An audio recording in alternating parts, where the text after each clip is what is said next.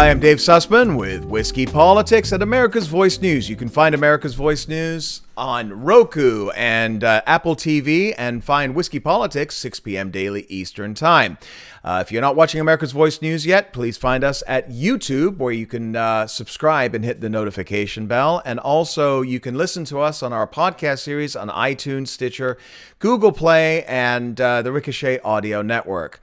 If I appear a little bleary-eyed today, I am. It was a very late night last night, long afternoon, evening. We worked the red carpet at the Chinese Theater in Hollywood, California for the new upcoming movie, Unplanned. This was a great movie, fantastic story, true story, and we're going to be doing an episode a little bit later this week with some interviews from the red carpet. The movie itself was extremely heavy, very emotional, but it is highly recommended and worth seeing. So between the red carpet and the emotional movie, and then, of course, the after party, which was fantastic, lots of great people, fantastic food and drinks, a little bit tired today. But it is great being back here with you. And what I wanted to address today is one of the most frustrating topics that I find that we're now facing in our culture. And that is that some of my gay friends over the years feel that they have to choose between one of two groups, the gay left or the gay right. And this is the gay left, for example. This is one group that will use your sexuality as a collective identity and place you as a member of a victim class, a group that is continually assaulted with physical and verbal violence because of that sexuality. Not to suggest there are none of these attacks, but when any person is attacked these days, the immediate assumption of a hate crime is often used, and that in most cases is to support a political narrative, which is only to confirm that the home for gays should only be found on the left. We're here to protect you, everybody else is evil, and this is where you belong. The other group that we see today out there is where more independent-minded people may find a home, and that is the gay right. This is a home of the libertarian mindset, one that counters the leftist assertion that a person should be based upon their identity, their sexuality, or gender, or race, that all of those things are dominant over everything else in that person's life. This group believes that being gay doesn't, the right group, I should say, believes that being gay doesn't bind you to some political or ideological group that places your identity over everything else, that you are, in fact, a person with different ideas, and you should be respected for that. This is where true liberty resides. That a gay person can also be a fiscal conservative and a believer in free markets and not an ever-growing centralized government. That a gay person can also believe that the best school system isn't one that's administered 3,000 miles away by unions and bureaucrats, but locally. That a gay person can also believe in their Second Amendment rights and a strong national security and protecting our borders. That a gay person can think any damn way they please because being gay doesn't automatically lump them into some other group's idea of what they should be. This groupthink requirement we see on the left, whereby if you are gay and conservative, or Jewish and conservative, or black and conservative, or Hispanic and conservative, that somehow you have sold out your own people for some selfish reasoning if you choose to leave their plantation. This is truly dangerous. In fact, to question someone's core beliefs and the right that they have to hold them is antithetical to liberty and freedom. Members of the LGBT community on the right are often mocked mercilessly or dismissed or demonized by many on the left without them ever considering the views of those people that they are making fun of. The left will say you are either in the love camp or the hate camp. They, of course, created these ideas of what these camps are, which comes down to your politics. If you support President Trump, you are a hateful person because, of course, President Trump is hateful, and I know this because everyone I know tells me.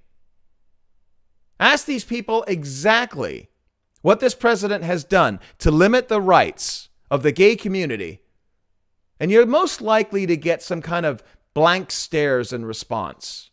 Maybe some people who follow a little bit more news than others will point to the military restrictions on transgenders serving. But if you ask them exactly what those restrictions are or what the rule may be, oftentimes they'll reply, well, Trump wants them kicked out. All transgenders kicked out the military. This couldn't be further from the truth. It's false. As per the Washington Post, not exactly a right of center newspaper.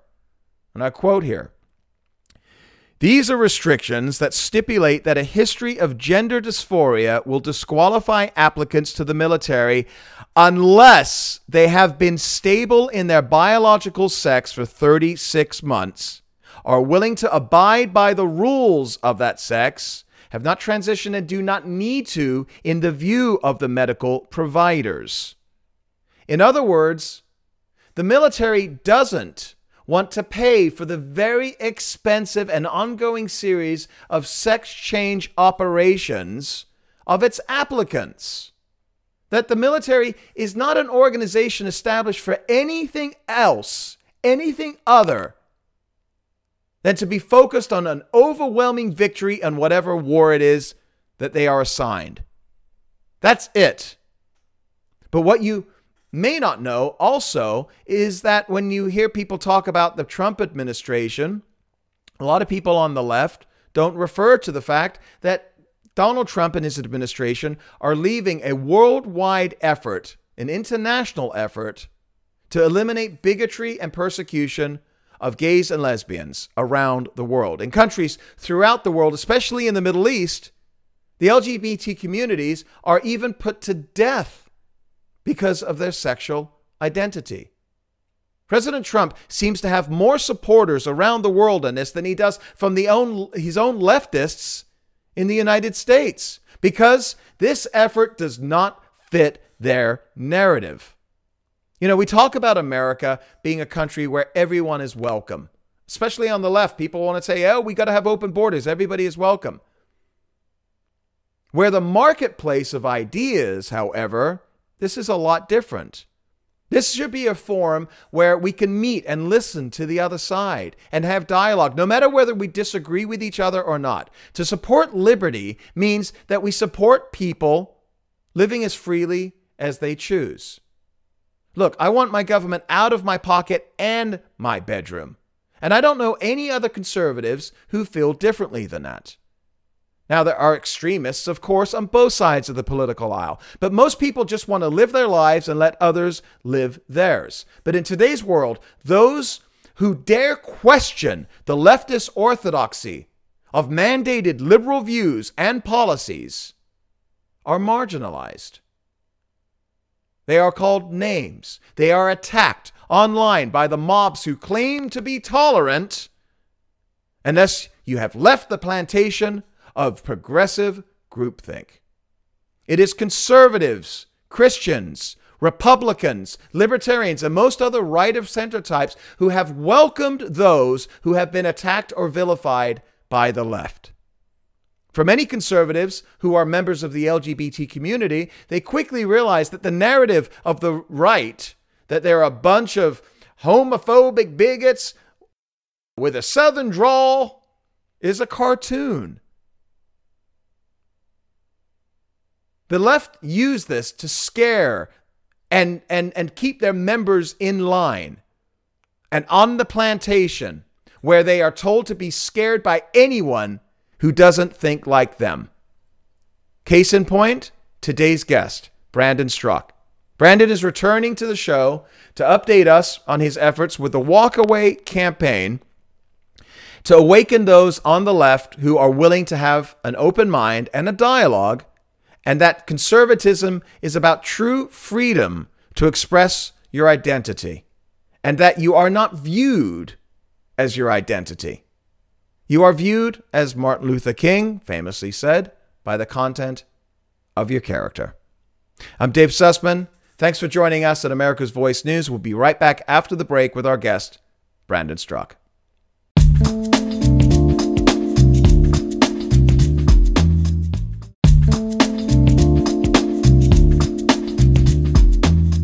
And welcome back to Whiskey Politics at America's Voice News. Dave Sussman, and I'm delighted to be joined with us. Somebody that is actually returning to the show. We had him on, I think, on July the 5th of last year, about 9 months ago. Brandon Struck of the WalkAway movement. Brandon, how you been, my friend? Really good. And you know what? I think it was actually the 4th of July. Was it the 4th? Yeah, I dedicated my 4th of July to being with you.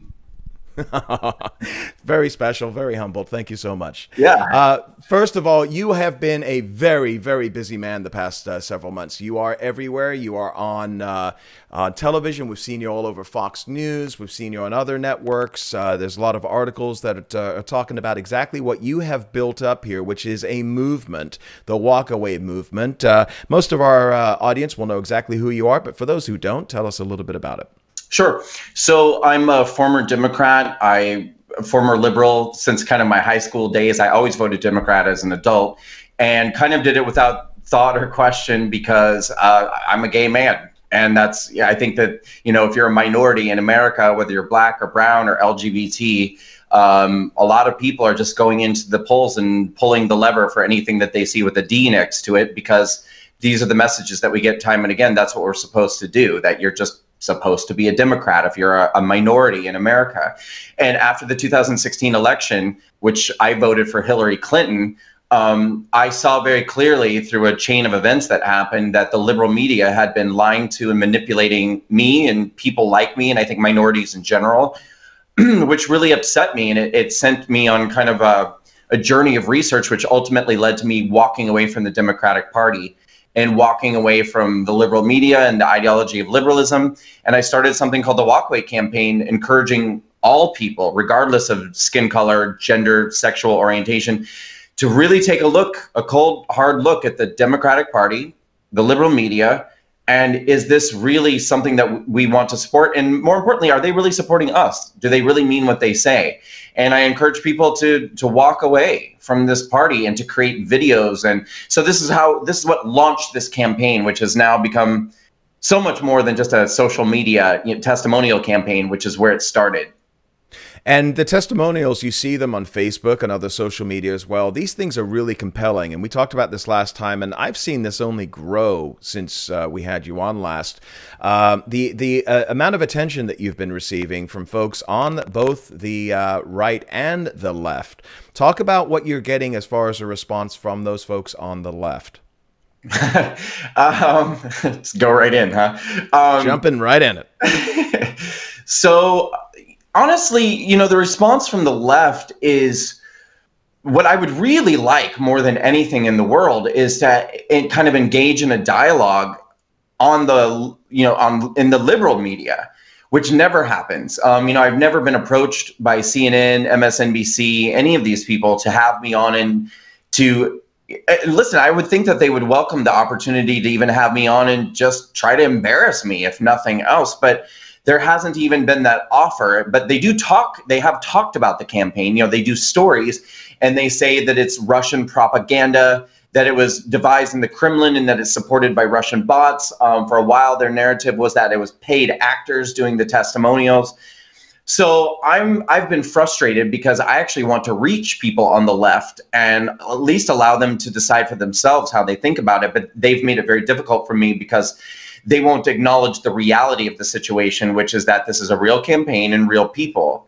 But in terms of just the average everyday citizens on the left who do know about the campaign, there's obviously a fundamental lack of understanding, which ultimately usually results in some sort of attacks on social media, whatnot. People, saying that I've betrayed the LGBT community. Of course, I'm a white supremacist and a Nazi, that, I've had close friends unfriend me, attack me. People have said that I'm more than 4 years sober, and people have said, oh, he started drinking again. He's on drugs. He's having a nervous breakdown. Actually, I've never felt more mentally sharp and fit and ready to go. So yeah, that's it. It's interesting because we're seeing something right now which I think you are experiencing firsthand, and a lot of people on the right are experiencing firsthand themselves, and that is if you're coming out with a message which questions the dogma of the left that you, because you are voting or a supporter for this president or any conservative cause, you must be homophobic, xenophobic, bigoted, or whatever it may be. And you're coming up and you're saying, hey, wait a minute. No, first of all, I'm gay. And secondly, I used to be a Democrat and I kind of woke up and now I've walked away. Right. They automatically cocoon you into this corner where now you're on the defense. They're pretty powerful with this, aren't they? I mean, they've taken down a lot of people this way. Yeah, well, they've managed for a long time to maintain a monopoly. I mean, all of the power surrounding moral, how do I say, judgment about people's morality, I guess, that they have allowed the narrative to be that they are very enlightened, they're very progressive, they're very tolerant, they are, more evolved human beings than people on the right who are all racist, bigots, Nazis, and who, exist in the past, basically. And I think that because they band together the way that they do, and there's so much pack mentality and that kind of tribal mentality, people are intimidated to go up against it. I mean, people are afraid that they'll be severely outnumbered if they even just defend themselves and say, look, I'm not a racist, I'm not a bigot. And which is part of the reason why I devised the campaign, so that people on the right could also make their testimonials. We could create a large network of support and push back against those lies and that false narrative. But yeah, that's what they do. I mean, they use pressure and intimidation to try to silence people and make people feel like if they're a conservative, there's something morally deficient about them or that they're doing something wrong. And it's so hypocritical because in reality, I mean, if we were actually dealing with real life in reality, we would be able to see and acknowledge that they themselves are the racists and they themselves are, I think, the bigots. I mean, Alexandria Ocasio-Cortez just tweeted out yesterday this absolutely absurd tweet about how, the real threat in America is white supremacy. Yeah. And I took the opportunity to remind her that I threw a bunch of facts and statistics at her, which I'm sure she didn't like because liberals don't like facts or statistics. But I also reminded her that in 2016, 49 people in the LGBT community were murdered at Pulse nightclub by an Islamic terrorist. And that by constantly reinforcing a narrative to minority communities who are already overwhelmingly voting Democrat and believing the liberal narrative, by constantly telling these people that they have nothing to fear from Islamists, they have nothing to fear from any of these other groups, it's really white people. If that's who you need to be looking out for. You're actually putting these people in danger, and you're actually making the progress that we've made as LGBT people and our safety, you're putting that directly in harm's way, and that's unconscionable. Yeah, I want to get into AOC and also the direction that the Democratic Party is taking, and we're going to get into this after the break in much more detail. But did she respond to you in any way? Not yet, I don't think. Okay. She never responded to me. Yeah, I think she kind of throws stuff out there, but doesn't really get engaged with a lot of people, especially if they are in any way critical of her. She doesn't respond well to critics. Yeah, and so if we're taking a look at this, and again, we got about another minute here before the first break. If we're taking a look at this from the standpoint of you entered into this whole movement and basically created this movement behind you, and you have this upswell of support. You obviously on an upward trajectory here, like a hockey stick. What's it been like for you? Well, I'm only incredibly grateful, and only, I feel like I'm kind of being led and guided in this mission, and I'm incredibly grateful for that and for all of the opportunities that it's brought me. But if I were being perfectly honest, it's exhausting. It's very, very exhausting. It's something that I do with great pride, and I'll continue to surge on, power on. But it's a lot of work, and so got to take the good and the bad. Yeah, you're working it really, really hard, and we're seeing you everywhere. I just saw you back at CPAC, and almost every event I go to, you're there. So it's good to see that you're involved, and you're involved on a personal level. I know you engage a lot of people on your Facebook page. So tell us where folks can find you, Facebook and Twitter and everything else. My handle on all social media is @US Minority. That's how people can find me on Facebook, Twitter, Instagram, even YouTube, youtube.com/US Minority. Great. All right. When we going to take a break here, and when we come back, I want to talk with Brandon a little bit about Donald Trump and the future of how the Republican Party may actually be the home for well, more open and mindedness and less of what the Democrats we are seeing today actually perform, and that is, I think, homophobia. I'm going to get into this. We'll talk a lot more about this right after the break. Dave Sussman here with Brandon Struck at Whiskey Politics at America's Voice News. We'll be right back.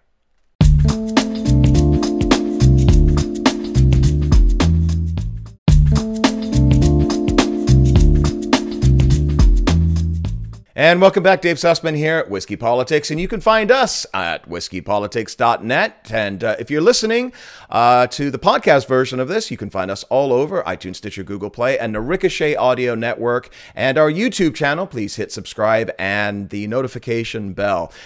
We have Brandon Struck joining us again, and Brandon is with the WalkAway and the founder of the WalkAway movement, #WalkAway. You can find Brandon everywhere. You've seen him on Fox News and a lot of other networks and interviews like this, going back now about a year. And this, as I mentioned to you, this upward trajectory, this hockey stick upward surge of attention that Brandon has been receiving is something that I think is giving a lot of people hope, especially those of us. And I'm gonna classify myself as one of those us's, as somebody that hates to see this identity politics that have been promulgated by the left. Brandon, yes. We are in a place right now where everything coming from the Democrats, everything is about identity. It's about race. It's about gender. It's about sexuality. Everything trumps. All of that is trumping all of the bigger issues: national security, education, environment, whatever it may be. Talk a little bit about, from your perspective, seeing how this movement here from the left is so antithetical to the idea of independent thought today. Yeah, right. Well, it's so you're absolutely right. I was actually watching an episode recently. I don't know why I did this to myself. I'm a masochist. Sometimes I was getting ready for something and I threw on an episode of AM Joy Reid's show. I think it's on MSNBC. And I was just blown away when I was watching it by the sheer number of times that they were talking about white supremacy, white nationalism, racism and stuff. And I mean, what were they actually talking about? It's something about the president's reaction to New Zealand. That, he said that he sent his thoughts and prayers to New Zealand and this and that. And they, and they're turning that into dog whistling about, Islamophobia and all of this stuff. And it's just like, my God, you can't,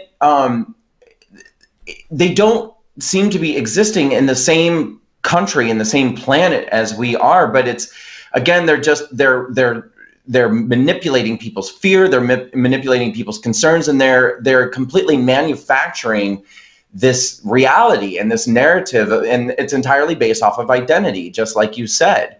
And I think that it's really, really toxic. It's extremely divisive, obviously, but it's also just maddening. I mean, for those of us who are not falling for this, it's maddening to have to listen to this time and again, and that people are believing it. And, people tell me all the time, I get so much hostility and pushback from people. How could you support this white nationalist? Don't you understand what he's doing? I'm like, don't you understand what's happening? Like, what do you not get? Like, don't you go outside?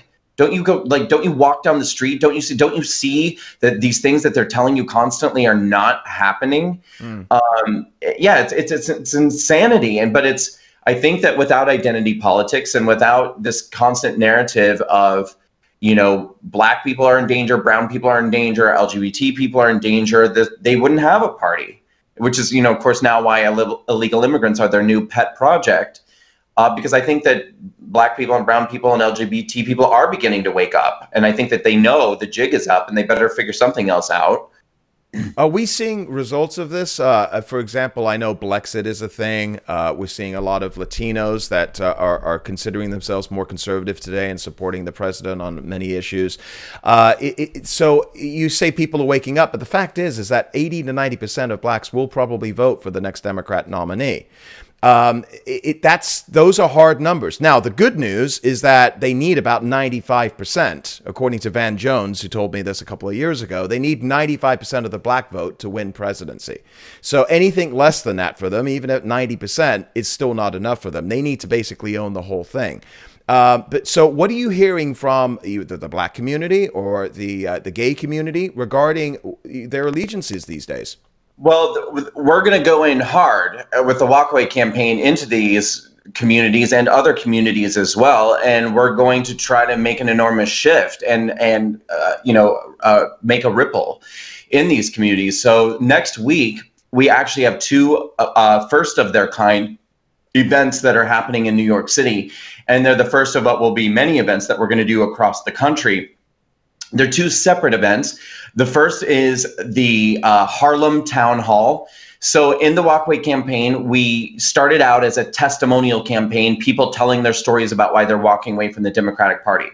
We've created a 35-minute documentary-style short film using 20 of the WalkAway testimonials of Black Americans. So it's really like a 35-minute documentary about Black Americans walking away from the Democratic Party, telling all of the reasons why. And it's supported beautifully with supplementary footage that really sort of illustrates the points that they're talking about in this film. We've rented out a 275-seat theater at the AMC Magic Johnson Theater in Harlem. We've raised the money so that people can come entirely for free. I myself I live in Harlem, so I was out beating the streets, talking to my neighbors in Harlem, Black people, Hispanic people, giving them flyers and saying, come to this event. And after we show them the movie, we're doing a town hall style discussion in the theater with a panel. We're going to have Angela King, Dr. Martin Luther King Jr.'s godniece. We're going to have my friend David Harris Jr., a couple local politicians or people in the world of politics here in New York City joining the panel. And we're going to have an open and frank discussion with people in the Black community and Hispanic community right here in Harlem. Why are you voting Democrat at a rate of 90%? Do you feel like this party really cares about you? And we're going to do voter registration right there in the theater, and we're going to get people to change their minds, and we're going to encourage them to tell their friends and tell their neighbors, look, it's time for a change. The very next day, we're doing the first ever WalkAway LGBT town hall at the LGBT Center in New York City. I have an amazing panel for that as well, including Blair White, who's a transgender Trump supporter. She has a huge following on social media. Yeah. Rob Smith, who is a gay Black military veteran conservative, and myself and a gentleman named Mike Harlow joining the panel. And we're going to, again, do this event for free at the LGBT Center and have a town hall with the LGBT community. And after we do these events, we're going to take it to Chicago. We're going to take it to San Francisco. We're going to take it to Detroit. We're going to take it to Los Angeles. We're going to take it to Atlanta. We're going to go to cities all across the country and engage these communities that the Republican Party, frankly, is not talking to. So we'll do that for them. You're welcome, guys. But we're going to have these conversations. We're going to register voters, and we're going to change hearts and minds. And we will make a dent in that voting behavior in 2020. Where can folks find information about this online? WalkAwaycampaign.com/events. Okay, WalkAwaycampaign/events. We'll put that in the liner notes of this interview for you as well. In the last couple of minutes before our final break here with you, Brandon, how are you planning on attracting people whose minds you do need to change? I assume you're going to have a lot of supporters there. At these events? Yes. Yeah. So well, how do you bring in people that you really want to appeal to? Well, okay, so this last weekend, I went into these neighborhoods and conducted street interviews with, my camera, a friend of mine running the camera and my microphone, and I literally was handing out flyers and just talking to people, and many of them, pretty much all of them, said I typically vote Democrat, and I said, fine, fair enough, you don't have to change your mind, but will you just come to this event and be a part of the conversation? And all of them said yes, and they're registering. I mean, we've sold at this point like 150 tickets to these events. It's free. When I say sold, right? Free event. Right. But we want people to go online and register for these events, and they'll come. People like free. That's right. Yeah. Democrats like free too. Oh, that's fantastic. Well, no, that's fantastic. And you're moving this nationwide. So this is going to be a really big effort. Are you growing the organization? So, I mean, obviously you're spearheading this. You're the face and the name, but you got to have other people helping you out here, man. I mean, that's walking the streets like that. That's crazy. It's all crazy. I mean, it's crazy that I'm doing that, and then I'm coming home and editing the videos myself and adding the graphics and putting it online. Wow. And this morning I was booking the travel for the speakers, booking their flights and hotels, and it's like, yeah, we need help. And if anybody, I do have an excellent volunteer team. I don't want to pretend like I'm doing this all myself, but it's about 5 or 6 of us doing all of this. And at this point, we are a 501c3, and we're going to become probably a PAC so that we can do our political work through that.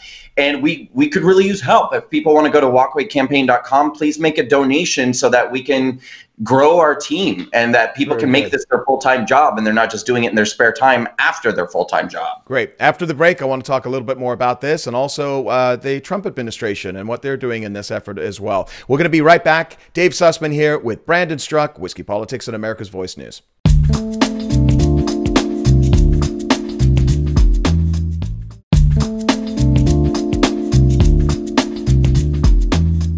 And Dave Sussman back with you at Whiskey Politics on America's Voice News. And Brandon Struck is in the chair with us today. We are talking about the WalkAway movement and this incredible nationwide campaign that he is looking to bring open-minded people on the left over to understanding what is going on, not just in our culture, but also in our politics. And I know you are an advocate for Donald Trump, Brandon. In fact, Donald Trump has tweeted you out. You go to Brandon's Twitter page. I think it's tagged at the top there. Fantastic. Listen, the Trump administration, they've left they're leading this international effort to eliminate bigotry and persecution of gays, of homosexuals around the world, especially in places like Iran and the Middle East. We are not hearing anything about this from the media, which, you know, is synonymous with the left. And he's still getting a tremendous amount of anti-gay attacks from or people saying that he's anti-gay from the homosexual community. What do we say to people who are saying that this is a president that is homophobic and hates gays and everything else when he's doing what he's actually doing in policy, not just words? Right. Well, so I actually had a meeting yesterday with Lara Trump. She saw me on Life, Liberty, and Levin on Fox News about 2 weeks ago. Great interview, by the way. Congratulations on that. Thank you very much. I really appreciate that. Thank you. And it was really wonderful to be able to have the luxury of time to tell that story on Fox. You know, usually on Fox News, it's like you have a gun to your head. Yeah. You have maybe 5 minutes to just. If you're lucky. Yeah, if you're lucky. But I got the full hour with Mark Levin, and it was absolutely amazing. And I think that really kind of took things to the next level because people were able to really hear and digest the full story. And one of the people who was watching was Lara Trump, Donald Trump's daughter-in-law, and she's very heavily involved in his campaign. She asked me to come to Trump Tower yesterday and have a meeting with her. It was my first time meeting anyone that close to the administration. She could not have been nicer. She could not have been more warm and gracious and just very much a spirit of what can we do to help you and help this campaign. It was also, I also met with Michael Glassner, who's the executive director of the Trump campaign.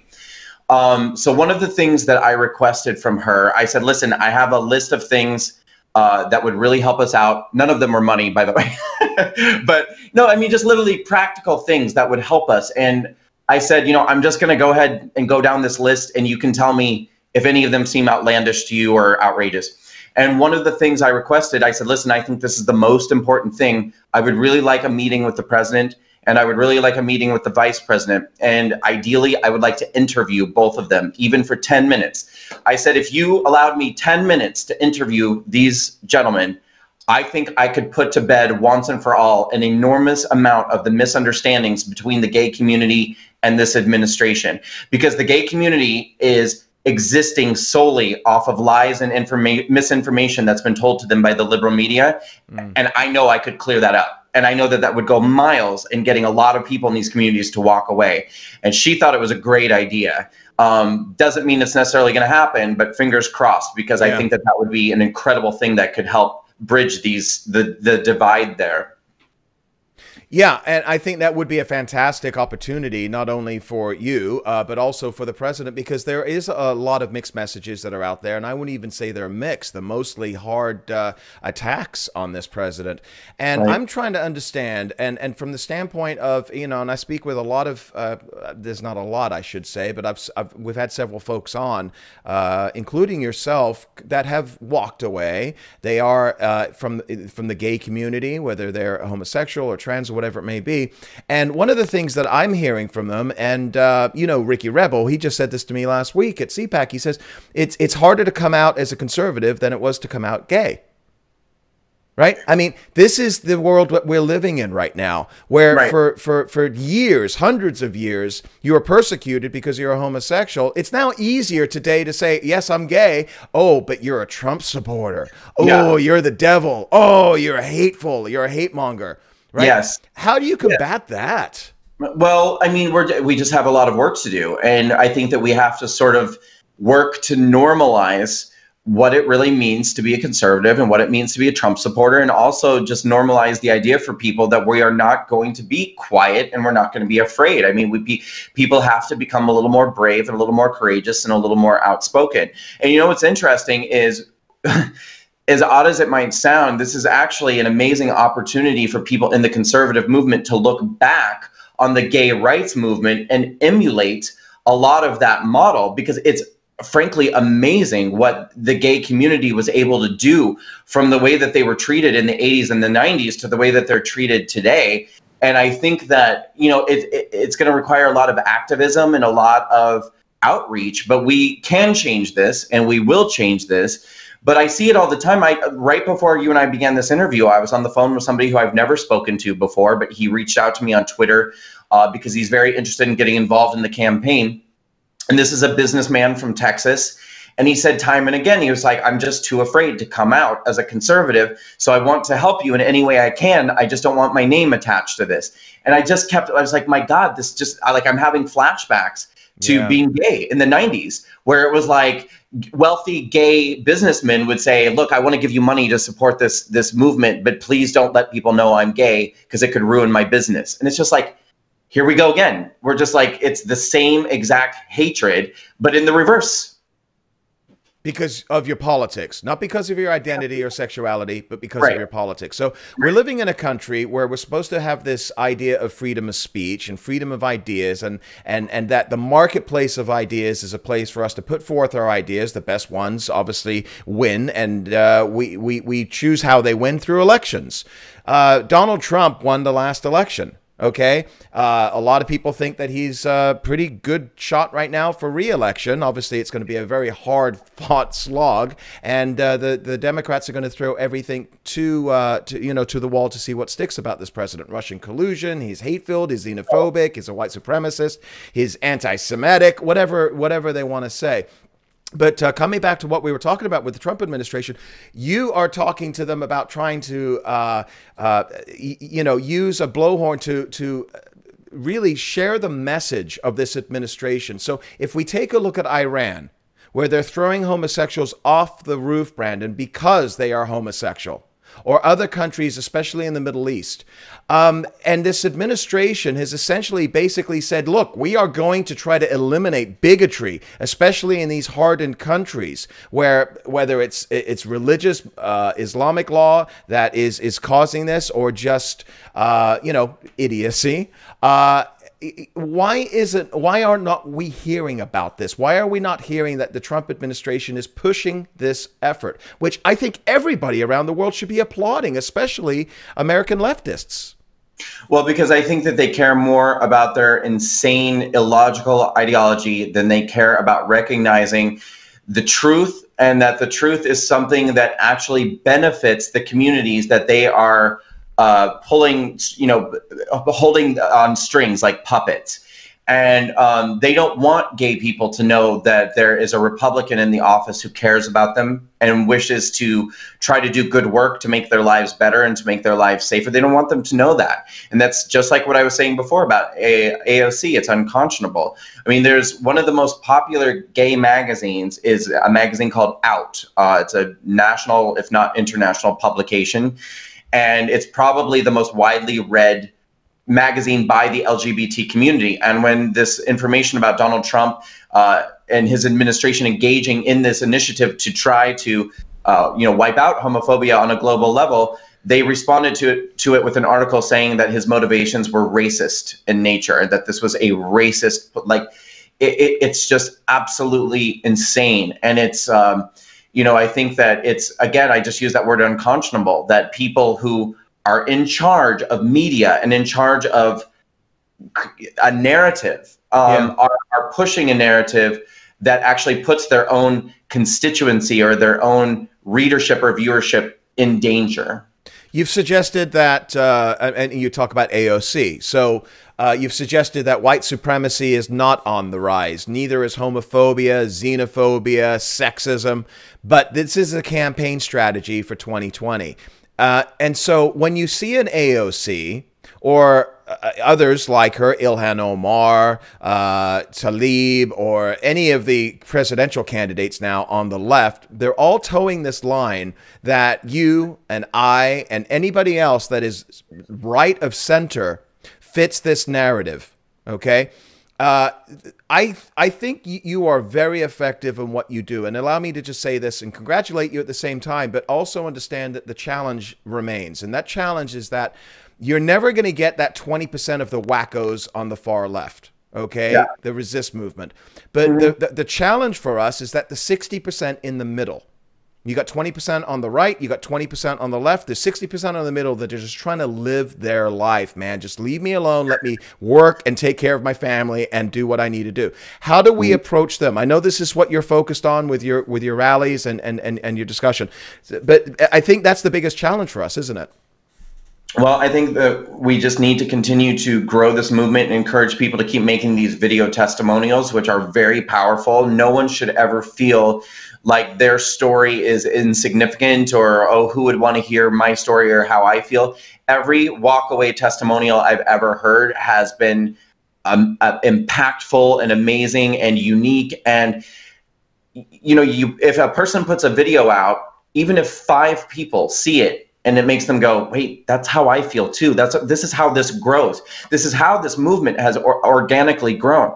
So we need people to just continue to pay attention and speak out, make your videos, put them out on social media so that people can find them, because the people, that 20% on the extreme fringe left, they're doing part of our job for us just by existing. Every time they open their mouths, every time they throw a Molotov cocktail at somebody or a fist in somebody's face or spit at somebody or rip their Trump cap off or kick them out of a restaurant or do whatever else is that they do, they're making that 60% in the center and certainly the 20% on the kind of the right end of liberalism alienated. They are alienating them. And so all we need to do is just continue to speak out, make these videos and use our voices and say, listen, you're not alone and you're not wrong for feeling this way. That little voice inside of you that's telling you something is wrong, listen to it. It's right. And it's time to walk away. Gotcha. In the last couple of minutes we got here left with you, Brandon Straka from the WalkAway movement. You mentioned that you are in Harlem. You are just down the road from AOC's district, and you have been teasing folks on Twitter a little bit. Any political future for you, Brandon Straka? Never say never. I mean, that's one thing that the last couple of years of my life have taught me is never say never. I think it's important that she be removed in 2020, if not sooner. And I think that it'll have to be exactly the right person, I think, at the right time to be able to do that. And I think that I could certainly count myself among the contenders in that arena. I do have my hands full with WalkAway, and WalkAway is my passion, and I feel driven and compelled to march forward with this mission and this campaign, and I will do that. And even if I did run against her, WalkAway would still be a central focus of my life. It would just require, I think, the right team of people in the right circumstances, but absolutely it's something I would consider. Well, I think America would be much better off for it. We need this dialogue. We need the dialogue in the halls of power in Congress. And we also need you to continue doing what you're doing in the media as well. And I know how hard you are working. So again, remind all of our folks where people can learn about your upcoming rallies and also to find more about you expanding nationwide. Sure. So if you want to follow the campaign, most of what you'll need is available at walkawaycampaign.com. There's a button there that says join the movement, which will link you directly to the Facebook group where it all began, where all the testimonials are, etc. If you click on events on the website, it'll take you to where you can find some of the upcoming events we have and get tickets. Again, these events are free. We just like to have people registered to register for a free ticket. And they can follow me on social media at US Minority. That's Twitter, Instagram, Facebook at US Minority, or YouTube on youtube.com/US Minority. Outstanding. And I'm going to make a recommendation to our folks. I don't usually do this, but everybody that's watching this, find our YouTube interview with Brandon back on July the 4th of 2018. And you were just, I mean, exploding on the scene at that time. In fact, I remember we had to reschedule because Fox News was asking you to come in. And so you can find out about the genesis of Brandon and his fascinating life and how he came to be the leader here of the WalkAway movement. So Brandon Straka, greatly appreciate you taking the time. Best of luck with everything. And thanks for joining us again. We'll have you back on again real soon to get some more updates. Thanks, Dave. It's always great to talk to you. Appreciate it. And folks, find Brandon online on Twitter and Facebook as well. And folks, continue to find us at America's Voice News, Whiskey Politics, and all of our social media as well. Dave Sussman will be back again real soon with another fascinating interview here at Whiskey Politics. Cheers.